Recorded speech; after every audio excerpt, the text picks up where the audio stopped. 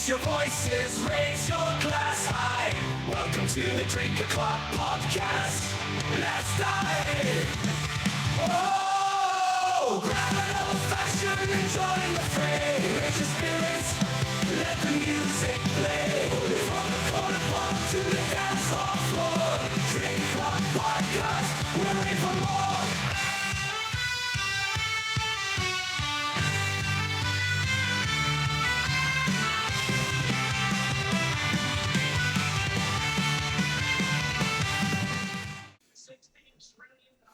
We are live. I'm alive. Bob, you're alive. It's a beautiful day when you can get up, breathe, walk around, and enjoy life. You know what I'm saying? That's what type of mood I'm in today. Yeah. This is the Drink O'Clock Podcast. I am your host, Rob Valincius, and I have the pleasure of having with me Bob Labbe. Now, Bob, you're the author of Putting by the Numbers, a quantitative method of lag putting. Welcome to the show, man. Well, thanks for having me. I look forward to our discussion. Now, I will tell you this. All the guys in my office love golf. Okay. I suck. I am not good. However, I have never applied myself to learn golf. So I've never, outside of doing Top Golf, which I know doesn't count, I've never gone to a green, like a real green, and tried or learned to do it. So it's the same thing, right? It's like, I don't know how to play the banjo, so if I picked one up, of course I'm not going to be able to play it because I never practiced or never learned, right? So, Correct. But I would not be picked to be on anyone's team of any kind if we were going, partners, I understand. So, talk to me a little bit about growing up, right? Before we get into like the nitty gritty, talk to me about, if you're comfortable talking about like what area you grew up in, what really kind of fueled your story and really, the whole sport of golf, man. I know that sometimes that type of thing hits you early on, and I know golf is a very skilled game. It's a game of inches, right? Just like I guess football in a lot of aspects, it's a game of inches. So Sure. Well, it's kind of interesting. I've had a pretty exciting life, I think. I started my life out in Akron, Ohio, and lived there for 10 years before my dad, who was a lieutenant in the fire department. He got Bell's palsy in his face, and he had to move to either Arizona or South Florida for the climate to help him get over the illness. And because his sister was stationed, her son was stationed at Key West during World War II. We of course chose to go to Miami, and so I lived in Miami for 10 years before I went to Georgia Tech in 1962, 63. And then I spent 42 years in Atlanta, 2.5 years in Louisville, and I've been living in the suburb of St. Louis for 20 years. So that covers the 82 years of my life. Okay. And wow, during all that time, I've started, developed, and sold 3 air pollution control companies from 1972 to 2023, and I'm fully retired except for my book and my coaster, which are hobbies for me now. And that kind of rounds out. I've always been a pretty busy guy, and I like to stay a little bit busy even in retirement, just to keep my head right, and talking to people and going on these podcasts and having interaction with interviewers and professional people like you is kind of exciting for me. And I'm doing about 10 podcasts a month now, 5 for my book and 5 for my coaster project. And it's a lot of fun because I get a lot of questions asked. It keeps my mind sharp, and that's a lot of fun. And golf has been a passion my whole life, even though I didn't start playing until I was 52 years old. In the real sense, just like you say, you've done a few things at Top Golf, and you putted around maybe a little bit. I didn't take the game up until I was 52 years old, although I loved the game my whole life. I didn't have time. I didn't think I had time to play the game because I was busy in my business. But that was a wrong idea, because golf is a great game to play when you have a business. You meet a lot of great people. I've made a lot of, since I've been playing golf in my third company, I made a number of business deals on the golf course. So it's a great place to play golf. It's a great place to do business. And so I would recommend a young fellow getting into business. Hey, learn, go to a PGA school, take 4 or 5 days of group lessons, and go out and practice 3 days a week, and become good at the game. And then you're gonna learn meet a lot of nice people all through, and it's going to enhance your career, regardless of what field you're in. Yeah, and hey, if you're good at it, Yeah. you can Oh make some yeah. good money, man. Oh yeah. And to top it off, you're not busting your ass, like you would playing football or, Oh yeah. it's a shame. I'm a big sports guy. I love sports. It's been a big part of my life. Football, basketball, my main two sports. But I was watching, and I don't know, how much you follow. I don't follow college sports much, but I watched a brutal injury. It was kind of, I don't know if it went viral, but guy was playing, he's a college baseball athlete, crushed a home run, just crushed it. And as he's running to second base, he was celebrating and he just snapped his leg when he was jumping in the air. Oh And it's really? like, and you see stuff like that, and you're just like, well, one, I mean, I don't know how many times I've seen someone celebrate and then they hurt themselves, which is crazy. Yeah. But you just derailed your career, regardless of if you plan to go further. I mean, that's tough. That's a tough way to hurt yourself. And you're not doing that in golf. Maybe you roll an ankle. Uh, Yeah. you have maybe one too many drinks on a Saturday morning and you shoot under par, right? I mean, a little Yeah. bit of a different atmosphere, and Right. I think that's cool. It is something kind of like pickleball, right? As you get Yeah. older, it's something you can play. You move around. I work in the senior market. I deal with seniors all the time, and whether you're talking about someone that's 65 fresh or someone that's 89 that's still going into marathons, and like, you'd be surprised how many seniors just embrace the retirement lifestyle, and they stay active, and it's important to do what you're doing, because I think the moment you don't have a hobby, you don't have something to do, and your brain kind of rots. You need Yeah. that stimulation. Can't agree more. That's exactly true. And I've seen many seniors. Unfortunately, they'll just sit and watch TV, and then before you know it, they're sick, right? And Yeah. your body responds to that. And I think it's good what you're doing, and it's good to also get out there, man. Play a little pickleball, play a little golf. Human interaction is really important as you get older. It's just so important for everything. It is. Yeah. Well, I was playing golf with my wife yesterday, and Nice. I had a 55-foot putt off the green. The putt was 25 feet off the green and 30 foot on the green, and it was on a par five, and I made the putt for an eagle. So that was a pretty exciting moment for me. And yet at this age to make, I don't make many eagles these days, but every once in a while, the blind squirrel catches the nut. However, it's a positive and a negative because you did it against your wife. So positive, negative there, right? Exciting until Yeah. you see the face and you're like,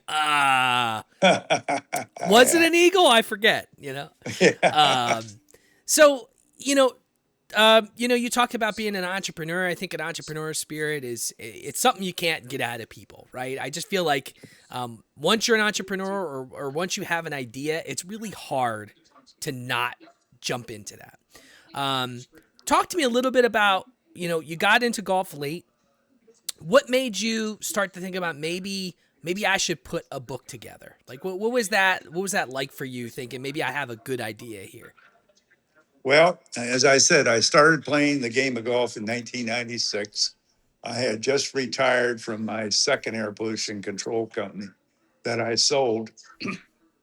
And my partner and I, he wanted to play golf as well. And so we agreed that when we retired, that we'd go take some lessons and then we go play golf together. So we joined a country club and we set off. I went to Maggie Valley, North Carolina, went to the PGA school up there for 4 days and learned all the strokes of the game, including putting. And came back and started. I was practicing 3 days a week for 2 or 3 hours, and I was playing the game 3 days a week and 18 holes for 3 days a week. So I got pretty good at the game pretty quickly. Within a year, I was, I look at the scorecard. Um, if you're playing par golf on a 72 hole round course, you have 44 strokes that are other than putts, and the other strokes are 28 putts. That's what the professionals on the tour try to achieve is 28 putts as their goal. Many times they do a lot better, and a few times they don't do quite as good. But that's the objective to try to achieve. So anyway, here I was, a new golfer a year into the game, and I was hitting around 50 strokes on the doggone course outside the greens, but on the greens, I was hitting between 40 and 44 putts around, which was causing me to score 90 to 94, sometimes 96, 97. It was killing my game. So Now, my long, before you get yeah. into this, explain to me, because I hear people saying it, right, like 2 under. Explain what's a good score for just an average golfer, not a pro guy, like just an average golfer. Right. What's a Well, comparable score? I think most amateur golfers that play golf regularly, okay, if they're scoring between 85 and 95 strokes around, that's pretty typical. And around being a bogey golfer or shooting a score of around 90 is pretty typical for the avid amateur golfer. Okay. But there, most golfers that play recreationally are shooting over 100. And that could be it depends on what book you read, but there's more than if you everybody counts their score properly, follows the PGA rules. I would say 40% of the golfers that go out on golf courses shoot over 100 if they score properly. Okay. Which we know people probably aren't. Uh, Not everyone's probably yeah, following the I rules. think people take advantage of the rules, and it's hey, they're out there wanting to have fun. They're not like the 150 guys on the PGA Tour that are trying to make big money, and those guys are quantum leaps above us average amateur golfers. They think in a different world than we do.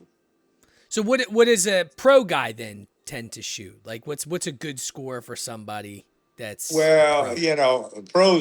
pros that are playing a good game of golf are always trying to shoot 4 or 5 under 72, which is the typical par for an 18-hole course. So they're always trying to shoot like 67, 68. Okay. In a 4 round tournament on the weekends, they're trying to shoot 16 to 20 under for the weekend, Wow. and that's fabulous. That's out of my league. My handicap's a 7, and their handicaps are like a +5. I'm a -7. They're a +5 on average on the tour because they're so good.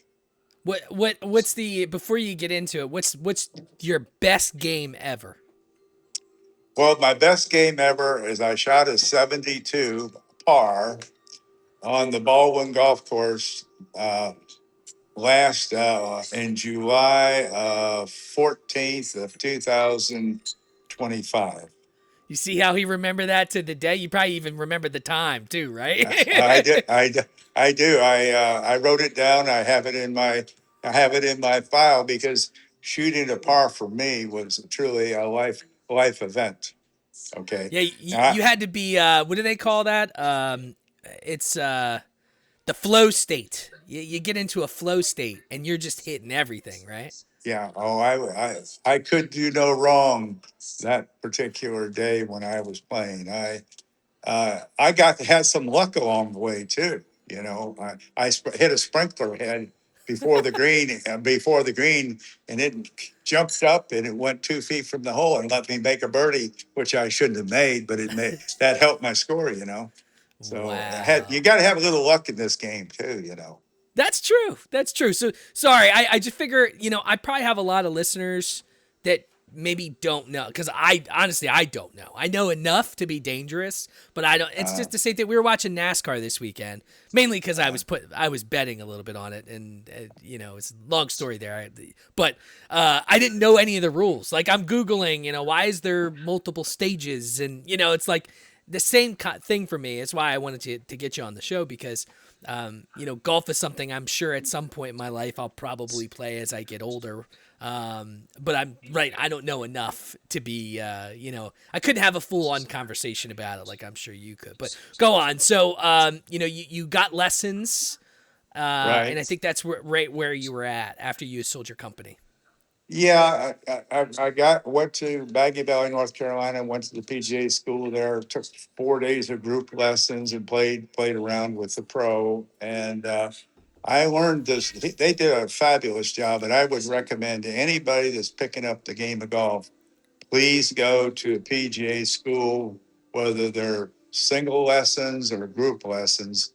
Take 4 or 5 days of lessons and learn how each club is supposed to be used, and then practice that, because once you know the purpose of each club and how to use it for various shots, then it's all about practice, practice, practice. And that's the key to golf. Is in my mind, golf is the hardest game on the planet. There's no more difficult game. And I think you'll notice that with some of the great baseball players like uh, uh, what's it, Glavine from the Braves, and John Smoltz from the Braves, that were great pitchers back in the 90s.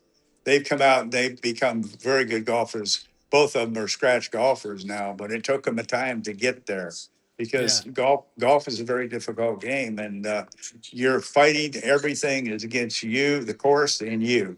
It's nobody else is on your team. It's a mind game between you, the ball, and the course. And sometimes when you got some hard shots to make, the course wins. Yeah, and plus too, there's a lot of factors too, right? Wind and angle, and you have your sand traps. I mean, there's got to be, you almost got to be kind of a mathematician, Hey, geometry, right? But yeah, to figure out what you're doing, and I mean, other than like putting your finger up to see where the wind is going, I'm sure it's got to be a little tough to kind of dictate that. I mean, with technology, it's probably a little bit different. I saw there is AI glasses that you can get now that will show you the trajectory of the ball if you hit it a specific way, and it's all just AR, augmented reality, which is pretty cool. But I think yeah. technology as we go will also kind of be very intrusive with stuff like that. Oh yeah. Well, let me say this: the technology that they've come around with the development with golf clubs is incredible.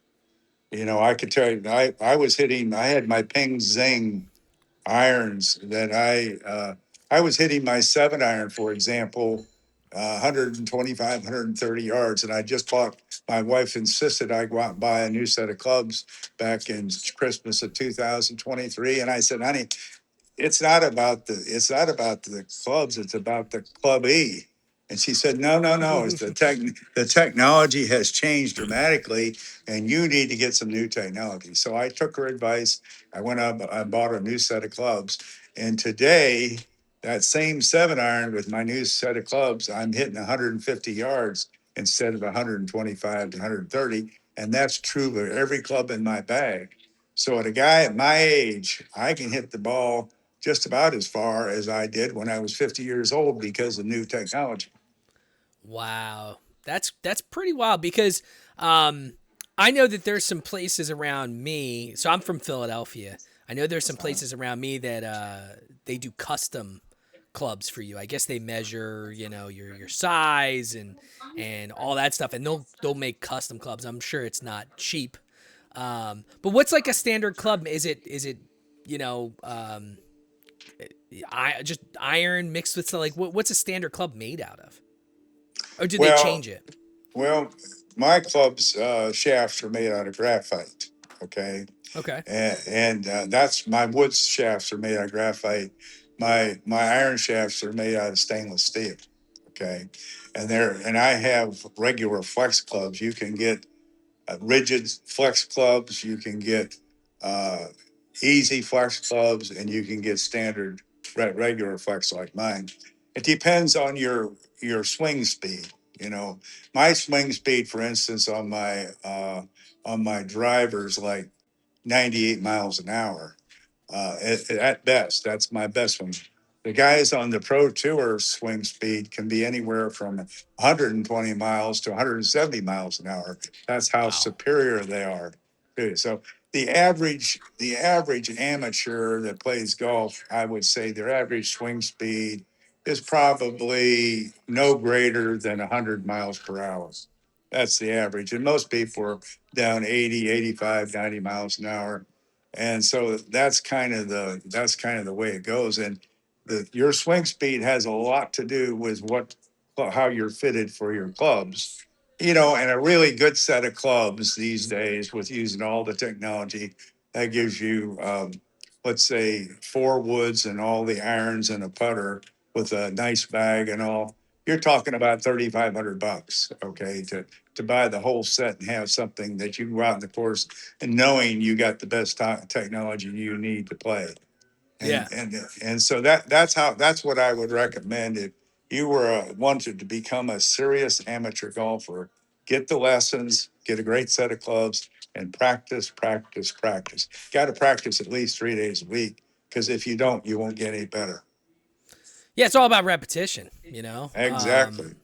And Exactly. I mean, that's quite an investment, but at the same time, they probably last forever. Oh It yeah. takes a lot for them. Like if you look at it, if they last you 10 years, right? Yeah. And we'll say that's probably on the low side. I'm sure there's people that have had a bag of clubs for 30 years or whatever. Well, I had my Ping Zings for 20 years. There you Loved go. them. So Loved I them. now I'm a math guy, which I don't know where the hell. Okay, I don't have my phone, which is weird, but let's see.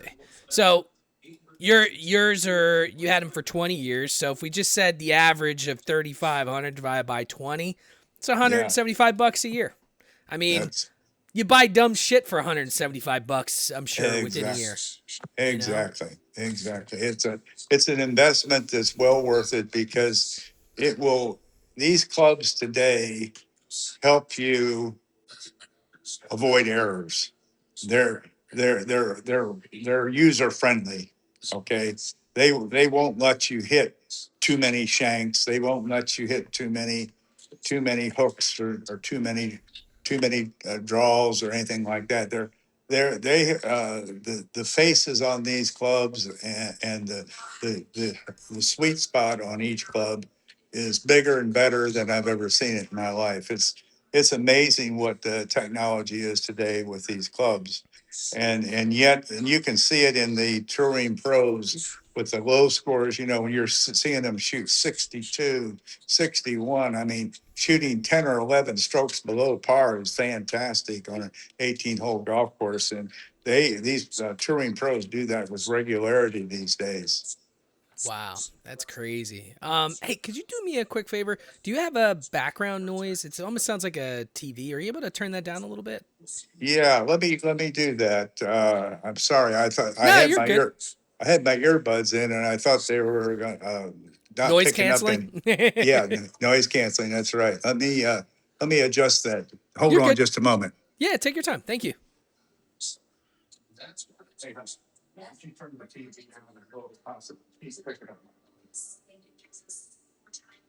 Okay. Yeah, my wife's turning it down a bit. How about that, Ken? Is that better? Much better. Much better. Okay, Much better. great. Yeah, it's very very Okay. slight. It's much better. Much better. Um, Okay. so you know what though? It's still kind of there. I'll tell you what. It's Let me do this. Let me move my setup, and it will take me but a second, and we'll be back in business here. Perfect. Gotta love Okay. the mobile stuff, right? Yeah. Absolutely. Absolutely. Yeah. My daughter was looking at these earbuds I had because I was able to get them where they were keeping all the background noise. You couldn't hear it, you know. And only recently I've had problems with getting the background noise on my earbuds. So I've got to take a look at them. I don't know what's wrong with them right now. Yeah, look, with technology, it's a blessing and a curse, right? It does a Yeah. lot of amazing things when it works. And then, look, my degree's in IT. I don't do that, but I'm one of those people where I'm always constantly like, the way my brain works is if something doesn't work. For instance, I'll give you a for instance. So I do a podcast at work with my boss, and our audio has been off, and I had no idea why it was off. And Uh-huh. so I left work yesterday, and it bothered me all day. I'm home and I'm thinking about it, and I'm like, why wasn't it working? So I think and we'll tie this back into golf, right? Because when I'm sure there's been times where you go on to a par, you're getting ready to hit, and you you think about it, you make the putt or you hit, and it just doesn't work out, and you're like, you know what? Had I done this differently, but then when you come back, maybe you come back a week later, a month later, and you do that, or you try something different, it works. That's kind of how I operate. So when I left, it bothered me, but when I came in with fresh eyes this morning, I was in there for 5 minutes. I looked, the mic was turned. Someone had, when they had installed it, installed it backwards. and, and I didn't notice it yesterday. I'm like, why is it off? This one's fine, but this one isn't. So that was one step, and then I played with some of the other audio stuff, but I just needed fresh eyes and a new perspective, right? And Right.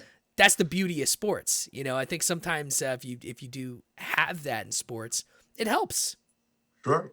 Absolutely. But that's technology, right? Let's get back into it. So, talk to me a little bit about,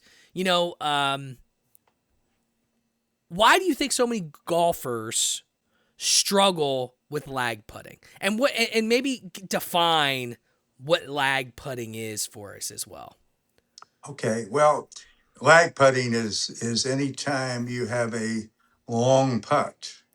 And when I say a long putt, I think anything over 10 feet could be classified a long putt. Okay. Okay. Uh, and so whether the ball is on the green itself, on the fringe or apron as it's called, on the fairway next to the green, or even in the first cut of rough next to the green, those are all very puttable balls as long as there's no obstruction between your ball and the hole. Okay. So, in my idea of putting by the numbers, the quantitative method of lag putting, I believe a ball can be putted provided there's no obstruction from distances as far as 25 yards away from the green, particularly if you're not very good with your lob wedge, your sand wedge, or your pitching wedge. If you're having trouble with those clubs pitching or chipping, the putter is always a better solution. Okay.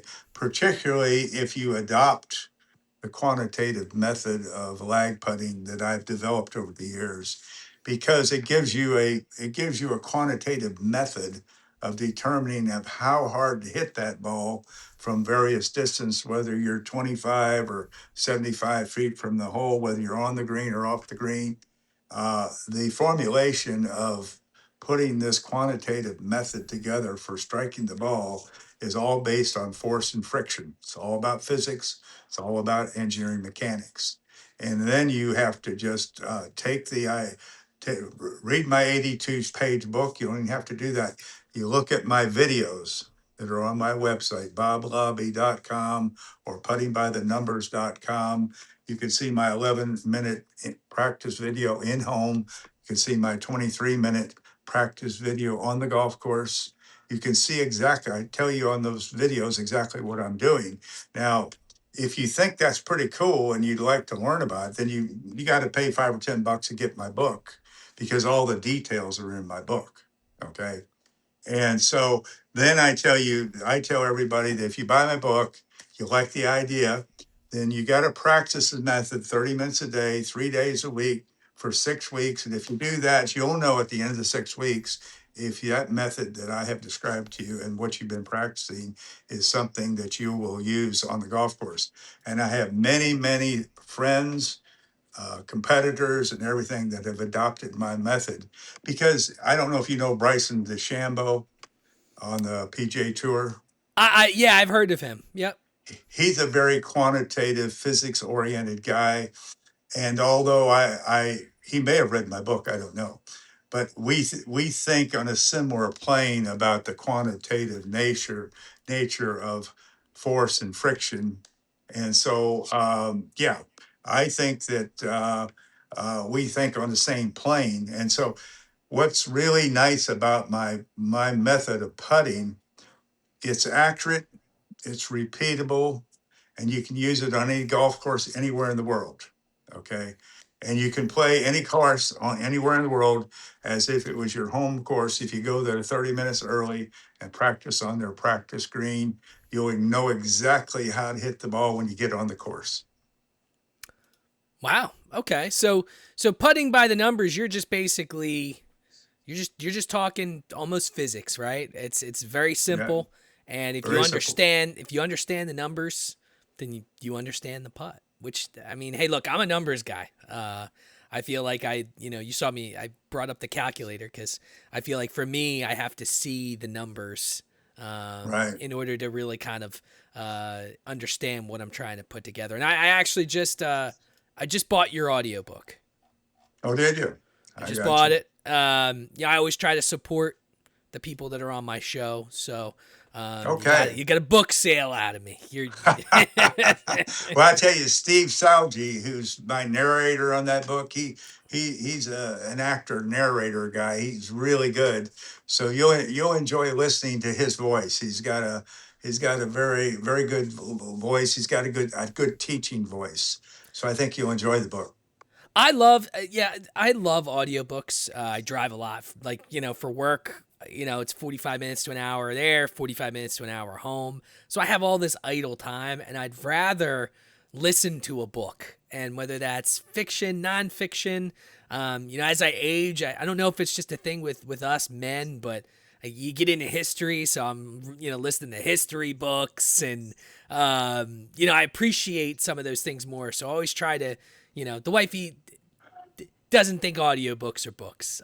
I beg to differ, but it helps me not get road rage because Yeah, sure. the Jersey drivers are the worst here, man. I don't know if you've driven in the Northeast, but Jersey Oh, drivers. I definitely have. Yeah, I spent many years around the Philadelphia area. Did some steel mills over in Coatesville, PA, and Okay. yeah, I've been up in your neck of the woods quite a bit, doing a lot of industrial work. Yeah, because you're right out of Ohio, so you're right Yeah, there, man. We're a yeah. hop, skip, and a beat right from you. So, I think um, 50% of all my work in the air pollution area was between Ohio and Pennsylvania. wow. Okay. A lot of Yeah, steel mills. A lot of steel mills.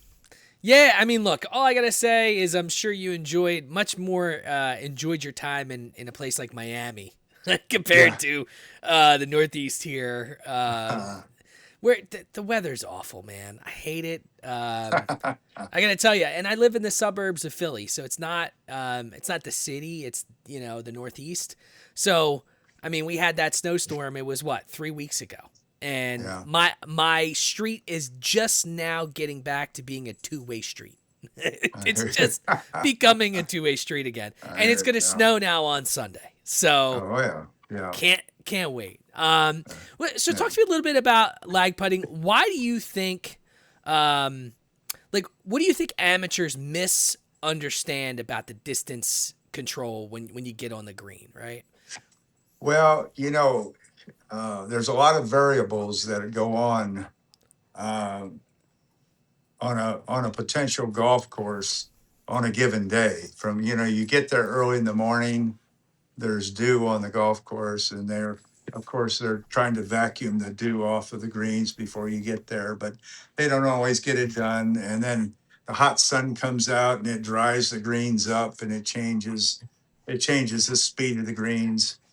And so consequently, during the course of an 18-hole round, the speed of the greens can change dramatically. And so the other thing that a lot of people that are just beginning the game, putting, if you take a 72 par 18-hole golf course and you putt two putts per green or 18 holes, that's 36 strokes. Well, there's 36 additional strokes that you take with the other 13 clubs in your bag. Okay. And so that tells you that putting could be as much as 50% of the game. Wow. And I say to myself, have you ever seen anybody practice putting 50% of the time? And the answer to that question is no, because everybody likes to hit the driver and see how far they can hit it, and Yep. and it's fun hitting all the other clubs. But those other 13 clubs that are in the bag only represent 50% of the game, and that putter by itself represents as much as 50% of the game. So one should pay more attention. If you want to be a good golfer, you must be a good putter. And if you're not a good putter, I can assure you, you will not be a good golfer. Okay. Wow. Whereas you can get by with not being the best with the other 13 clubs. And if you're an outstanding putter, putting 28 putts per round, like the pros or better, you can be an outstanding golfer. And that's what makes the difference. That's interesting. I never really thought about that. So if you really look at it with your clubs, right? That one Yeah. club, if it's 50% of a standard 18-hole course, why wouldn't you practice more with it, right? You certainly should. And of course, the idea of, and the reason I wrote this book and invented the method was because I was a very poor long distance putter. Okay. When I started the game in 96, the putting was killing my score. I was using 40 to 44 putts around in a 72 hole course, and I was maybe getting 50 to 55 strokes. So I was shooting in the 90s when I should have been shooting in the high 80s. And so I said to myself, man, you got to become a better putter. And then the engineer broke out in me, and I said, okay, the execution of a putt is a force friction action. Okay. We can define the force by how hard we hit the ball with the putter. We can define the friction by the friction of the grass on the green, the fringe, the fairway, and the first cutter off. They're all different frictions. But we also need to be able to, everybody has their own individual power factor. Yep. And that's the rocking of your shoulders like this when you move the putter back and forth and through your ball. So now, if you got that rocking and you got your own individual, you define your own individual power factor, then we have to say, well, how far do we retract the putter for a given distance putt? Well, we do that by being able to visualize the ruler up from 1 inch to 12 inches and be able to study that and you read that in my book, how you do that. And you be able to visualize a 3 inch retraction, a 6 inch retraction. And then when you realize that your individual power factor on a course for the day is 12 feet of travel for 1 inch of retraction, and then you have a 60-foot putt, you retract your putter 5 inches and then you stroke through the ball. And I'll guarantee your ball will end up within 3 to 5 foot of that hole, and you'll make your two putt virtually every time. Interesting. Yeah, and that's got to be weird. So, have you found that this method that you created, have you found it a little difficult to explain to someone that maybe is an experienced golfer? Because I feel like a lot of golfers probably have to think that it's purely instinctive. Yeah, How they well, play, right? most of the pros, because they're such great athletes, are field touch type of putters. They Yep. they got that natural athletic ability, they got the feel, they got the touch. and they are very, very good. But that's only 150 people out of the 30 million people that play golf in the United States, the 300 million people that play golf around the world, and the 100 million miniature golfers around the world. So we got Yeah. 150 people that are truly unique. But the rest of us, we have to have a methodology that we can rely on and count on to create good scores. And I think because my method is repeatable, it's accurate, and it can work on any course you play because all you got to do is go to the green there 30 minutes before your round, see what the speeds of the green are and the fringe and the fairway and that first cut of rough. Then you write it on your scorecard, you take it to the course, and then when you have a compound putt, you add up the numbers. And if you do a little arithmetic in your head, you'll know exactly how far to retract that putter and how hard to hit the ball. I mean, that makes sense. It makes sense to me, right? I mean, any physics class you take, you get energy out of what you put, out of the power you put into it, right? An object moves Exactly. because when you put energy into it, and if you have the amount of energy, I think, like you said, that the only elements that could change it might be how slick is the grass, right? Is the dew there? Is what's the weather like? What's the wind like? I mean, those factors you Right. can't really help, but I'm sure if you put some numbers on it, you also probably get a good guess of if you do it this much, you have a percentage of could go 2 feet this way or 2 feet that way or Right. I mean I think that's a great method, and the fact that you did it so late in life, you discovered that is pretty cool. Yeah, it is. And one thing I tell you in the book is, according to the PGA rule, Rule 5, you can practice after you finish a hole as long as you don't impede the progress of the people behind you. You can put your ball down on the green and you can practice putting that ball to reestablish the distance the ball travels per inch of retraction. So if the sun has come out and dried up the greens and they're getting faster, you can I tell people every 3 or 4 holes, put your ball down, practice, see what the if the change is good. And if it's changed from 12 feet to 16 feet per inch, you put that on your scorecard and you take it to the next hole. So those things like on a very hot summer day in the South, the Oh, sun's beating down and yeah. it's burning up the grass. So they're watering those greens with a fire hose and the greens become very wet. So that makes them more difficult to putt because they're slower. But you can use that Rule 5 and go in and practice every 3 or 4 holes with a couple balls and reestablish what that travel distance is per inch of retraction. Now, do you think there's a mental component to lag putting that people tend to ignore? Yeah, I think that people that try to putt the ball a long distance, they generally don't do well. Number one, because they don't play golf as often as the pros do. The pros are playing golf at least 6 out of 7 days a week and 4 days in competition.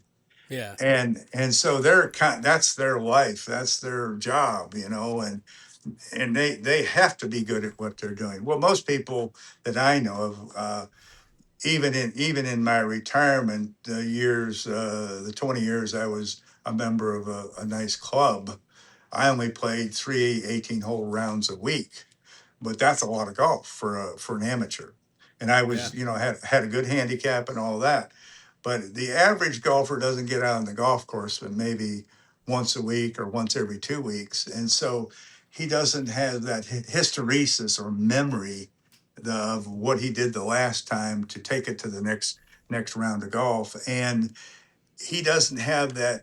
He might, if you're a good athlete and you got that feely, touchy type of motion in your body, you can be a good putter, and you don't need my method.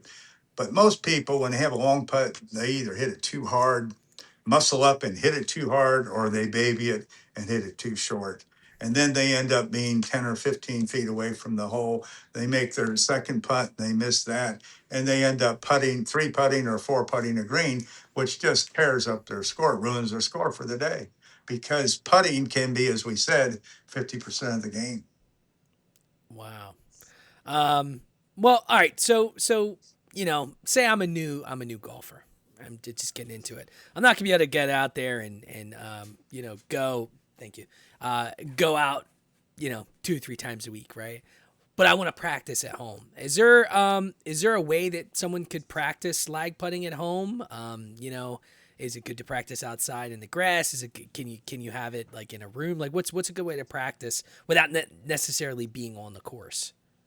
Well, I have some indoor outdoor carpet in my basement. Okay, and during the winter months when I'm in my suburb home in St. Louis, Gets cold I there. had Gets cold it's there. getting very. We had a lot of snow 3 weeks ago as well. Oh That's yeah. why I'm in Punta Gorda, Florida now, because it's Smart move. That's a playing smart playing move. playing golf. Yeah, playing golf. And so I have a 50-foot runway in my basement that allows me in my carpet for my individual power factor. For every 1 inch of retraction, my ball travels 11 feet on my carpet. And my wife's individual power factor for that same carpet, her ball travels 7.5 feet for every inch of traction. So we go downstairs during the winter when we're in St. Louis and practice on the carpet downstairs. And if you got indoor Berber carpet, anything that's a nice surface, it's hard to putt on deep plush though. That's like putting in the first cut of rough.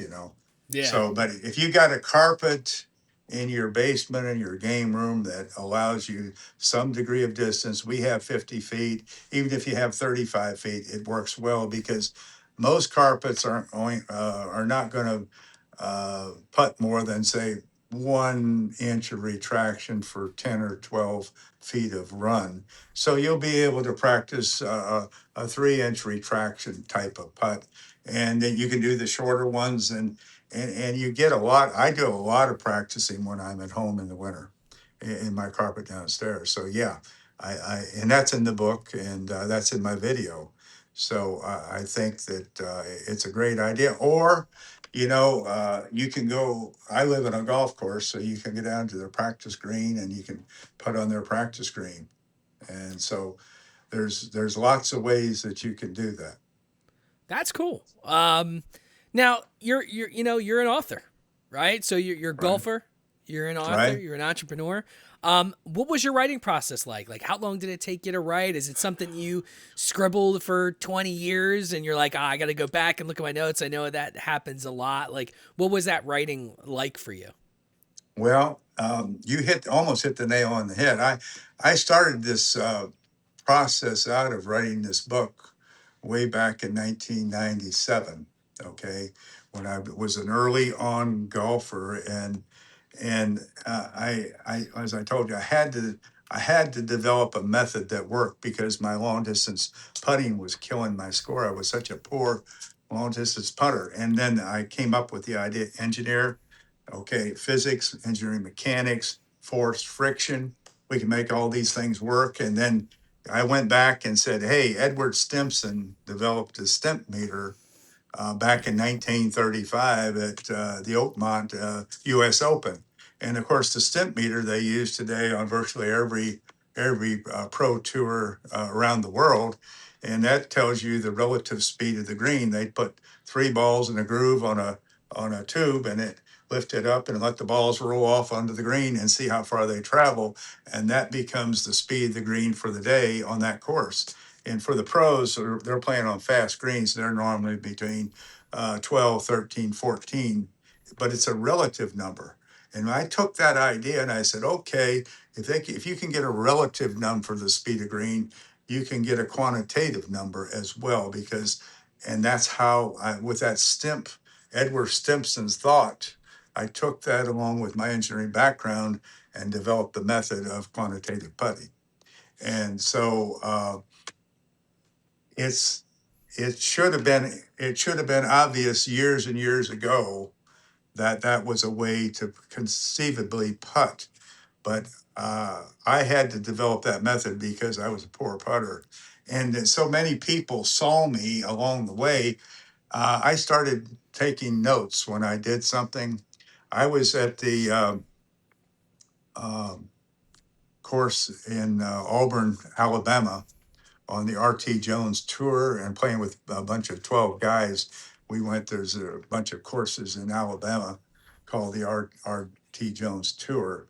And I had a 93-foot putt on a three terrace green. And I was walking off to see exactly how far I was, set up my putt, hit the ball using my quantitative method. Ball went down each terrace, went in the hole. And I was with a fellow named Mike Beck, and he says, he said, that was a great putt, Bob. And I said, well, thank you, Mike. I said, it was kind of lucky. He said, no, no, no, no, that was not lucky. I saw what you did. What you need to do is write a book. Okay. And I laughed and I said, well, I appreciate what you're saying. I'm just developing this method right now. And I got to make sure before I put anything in writing that it's repeatable and it's accurate and it's linear and that anybody can do it. So anyway, through the next 20 years of my life, while I was playing, I play a lot of golf with my wife, and she lets me putt an extra putt to just verify the accuracy of my calculation. And so I was taking notes this whole time, and I must have had 300 notes before I started writing my book back in 2021. And I pulled all those notes out and I put them on my desk and I categorized into who, what, why, when, where, and how. And that's kind of what the name of the chapters of my books are. And then from those notes, I compiled a whole bunch of outlines, and that's how I wrote my book. That's a beautiful. I love having authors on the show because I have had another guy on. He was a skier and he came up with a method for skiing, and he was with friends and someone was like, you should write a book, and it's like always like someone that's a friend of yours or someone that you're hanging out with and they're like, you should write a book, and then it gets you, you're like, maybe I should write a book. And and then you start talking names, and it's funny, the way he was talking, his buddy was like, no, that's a shitty name. And at least your friends will at least be honest with you when it comes to that. But why did you decide to go with the name of your book? Well, I think it really describes the book, the methodology of the book. It is truly putting by the numbers. You got to do some simple arithmetic in your head. And very honestly, if you can't do simple arithmetic in your head, this book is definitely not for you. This method is not. It's like going to the grocery store and saying, a dollar, 2 jars of pickles are $3. So how much is 1 jar? It's $1.50, of course. So you got to be able to do that kind of quick gymnastics in your head, because if you're 3 feet off the green and you're in the fairway, you got to get through the fringe and the rough and each one of those areas. And normally speaking, you'll find that most golf courses, the fringe and the fairway have the same frictional values. So, like for instance, most greens that I play on for my IPF, my individual power factor, are 20 feet of travel per inch of retraction. Most fringes and most fairways are 7 feet of travel per inch of retraction. And most first cuts of rough are 2.5 feet of travel for inch of retraction. So I can boom, boom, boom, boom, boom.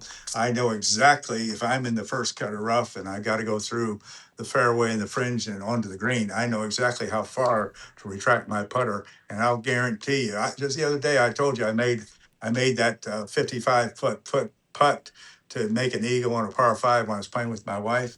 And that's exactly how I did. I added the numbers up and boom, I did it. That's awesome. Yeah, because it's when I was buying your book, I always read the reviews, and you got great reviews. The only bad reviews you got were people going, "It's too much math," and it's like, read the name of the book, people. Humans now, man. I'm young. I'll be 40 this year. I'm young, but yes, you are. I grew up. I'm proud that I grew up in the time that I did, because it was still before the internet was big. It was still before cell phones, and I got to experience certain things that I think kids now and people now don't. So you'd think with all this technology that we have that people would be getting smarter, And it's the exact opposite. It is the Uh, exact opposite, I've unfortunately. totally noticed that. Totally noticed that. Yeah. Yeah. Yeah. Now, about your book, who do you think will benefit the most from your book? Let's do a little plug, and we'll kind of start to end there for you. Okay. Well, as I've said in previous interviews and podcasts and whatnot, my book is applicable to all golfers, whether you're recreational, an amateur, a pro, even a touring pro. Because one thing about it is it gets you in touch of with your what your individual power factor is for you, your person. And so regardless of whether you're just a recreational or an amateur or a club pro or whatever you are, it puts you in touch with who what your power is for your body. And even if you don't adapt the method that I describe in the book, it puts a plan in your mind because see when I hit my ball and I'm close to the green or on the green, when I'm driving up in my cart, I used to walk but I'm too old for that, I just have a cart now, I drive.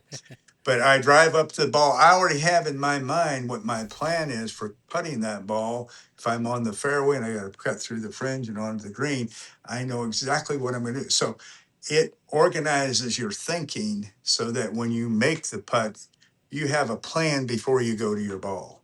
Okay. And I think that's usable at all levels of the game, be it a recreational, amateur, pro, or touring pro. It's good for everybody. It's even good for miniature golfers that are playing these miniature golf course. Because if you go to a miniature golf course and with your wife or your children, and all you got to do is put that ball in that on that miniature golf surface, and you with your IPF, you can see how far it travels, and I guarantee you'll beat everybody in your party that night. And you teach everybody how to find their individual power factor in your book. That's in the book and it's on the videos. That's right. Yeah. That's awesome. Well, look, man, look. Anytime I walk away from a show of mine and I learn something, it makes me happy. So I definitely learned quite a bit about golf that I didn't. So do me a favor and plug away. Where can my viewers and everybody, where can they find all your stuff? Well, first of all, go to boblabbe.com. That's my one website. And then my other website is puttingbythenumbers.com. And my book is available. It's available in audio form, as you well know. It's on ebook, it's in soft book, and it's in hard copy. So there's that many different ways you can have the book. I recommend, as you chose to do, the audio book is great for guys who have long waits in line getting home from work. Yep. It's something to listen to that you can, you don't have to get it the first time you listen to it. You can focus in on it. So the audio book's a great book, but after you digest that audio book, then I suggest everybody at least buy an ebook or a soft copy and study the book a little bit. And then you'll when you start practicing that, you got a book to go back to. So that's a great way to do it. And then you can buy this book on Amazon. You can buy it it's in 350 more brick and mortar stores around the country. Uh, you can buy it at it's on like 10,000 stores that are in the net worldwide. So Awesome. we've been bookstores in Shanghai and Beijing and the Philippines, That's Tokyo, cool. Frankfurt. It's all over the world now. Okay, so we're getting a lot of book sales, and yeah, we've had it in New York and Philadelphia, Boston, and a lot of Guadalajara. We've had all these book fairs, and so it's people are really buying it and reading it. And I'm matter of fact, I'm sending out a memo here soon and say, hey, you read my book, and you like to send me the copy with a postage stamp envelope. I'll personalize it for you and send it back to you. So I Oh, mean, that's cool. I'm trying to do things for my supporters, and I want everybody to have a better game of golf. That's what it's all about. Is have a method because putting can be as much as 50% of the game.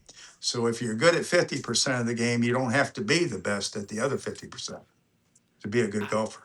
Hey, man, I mean, and at least you know, if you're thinking with numbers here, let's slow down on the beer. All right, guys. I'm looking at you. You guys out there drinking on the course at 7 a.m. on a Saturday. Drink one less, and maybe your putting will be better with this method. You know, couldn't imagine those guys on the ninth hole. You know, after like 12 beers or whatever, trying to do some quantitative math. You know, but one less beer, better strokes on the putt. That's how I look at it, right? But listen, it was a pleasure having you on. My podcast is Drink O'Clock Pod on all socials. Drink O'Clock Podcast wherever you listen to podcasts. We'll have this episode up in the near future. And hey, man, let's do this again for your next book. Okay. Well, I don't know if I'm going to get to the next book because my age is running up there. But I appreciate you having me on your podcast. 82 is the new 62, buddy. You're good, man. Well, I hope you're right. It was a pleasure, Bob. You have a great night. Thank you, sir. Have a good one yourself.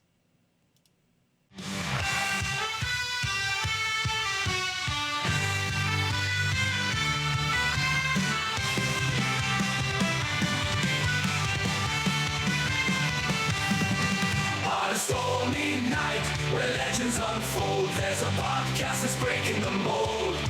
Raise your voices, raise your glass high. Welcome to the Drink O'Clock Podcast. Let's dive. Oh, grab an old fashioned and join the fray. Raise your spirits, let the music play.